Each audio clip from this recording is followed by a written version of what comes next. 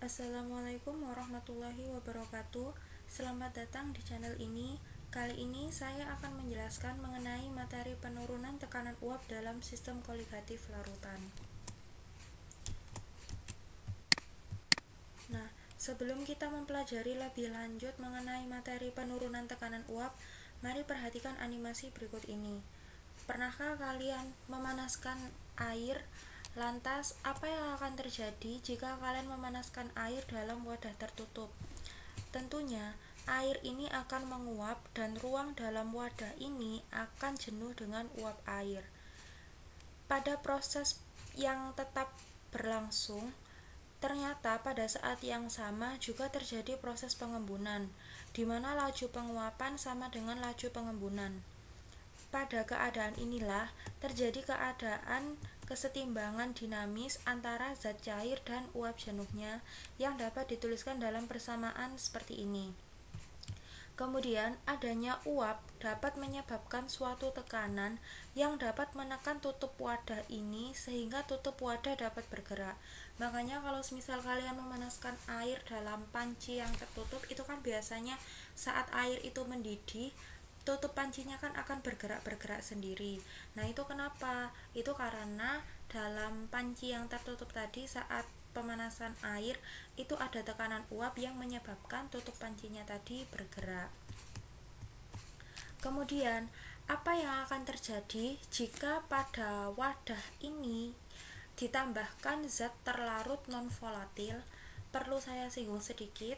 Di sini yang dinamakan zat terlarut non-volatil adalah zat terlarut yang sukar menguap. Nah, perhatikan dua animasi ini. Animasi pertama ini adalah wadah tertutup yang hanya berisi air aja. Kemudian untuk wadah yang kedua ini berisi air dan zat terlarut non-volatil. Ini sama-sama dipanaskan. Nah, ternyata keadaannya ini kan kalau kalian perhatikan di pergerakan tutup pancinya ini kan berbeda ya. Kayak yang ini lebih cepat, yang ini lebih lambat. Itu kenapa? Nah, ini penjelasannya. Pada wadah yang berisi air dan zat terlarut non-volatil, partikel-partikel zat terlarut non-volatil ini akan menghalangi gerakan dari molekul pelarut, atau di sini pelarutnya kan air, akan menghalangi partikel air untuk menguap.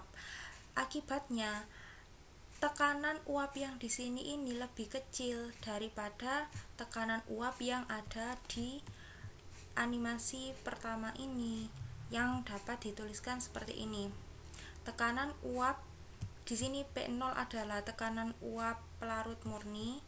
Di sini pelarutnya kebetulan air. Ini lebih besar daripada tekanan uap jenuh larutan yang digambarkan di animasi kedua ini.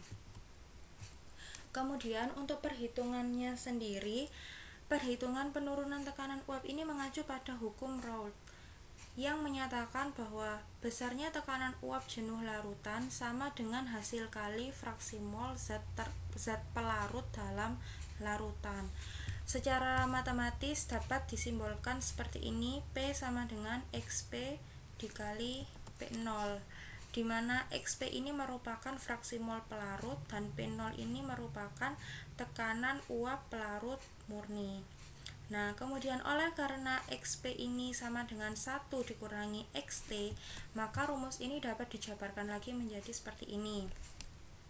Kemudian ini dikalikan menjadi gini, P sama dengan P0 min P0 kali XT, lalu ini pindah ruas. Kemudian karena P0 min P itu sama dengan delta P, maka dari rumus pertama ini dapat didapatkan juga rumus yang kedua ini adalah delta P sama dengan P0 dikali XT. Lalu di sini ada contoh soal. Tekanan uap air pada 25 derajat Celcius adalah 25 torr. Berapakah tekanan uap larutan pada 25 derajat Celcius yang dibuat dengan melarutkan 0,50 mol sukrosa dalam 12 mol air? Nah, di sini yang diketahui adalah 25 torr ini merupakan nilai dari P0. Jadi P0 nya adalah 25 torr.